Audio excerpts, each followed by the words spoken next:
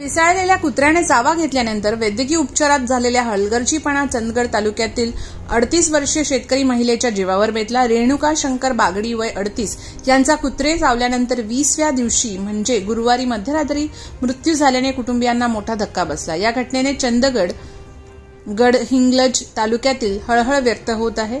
रेणुका या 19 एप्रिल रोजी सायंकाळी घरासमोरील अंगणात कुटुंबियांसमवेत गप्पा मारत बसलेल्या असताना पिसाळलेल्या कुत्र्याने अचानक त्यांच्यावर हल्ला केला। डोळ्याजवळ चावा घेतल्याने त्या जखमी झाल्या। जखमी अवस्थेत त्यांना रात्री चंदगड येथील ग्रामीण रुग्णालयात दाखल केले। वैद्यकीय अधिकाऱ्यांनी जखमीवर उपचार करून रेबीज इंजेक्शन दिले।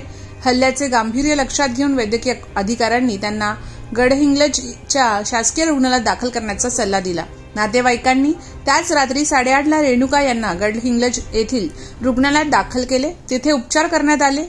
पिसाळलेल्या कुत्र्याने चावा घेतल्याने खबरदारीचा उपाय म्हणून तेथील डॉक्टरांनी दुसऱ्या दिवशी सकाळी कोल्हापूर येथील CPR मध्ये जाऊन दाखल होण्याची सूचना केली।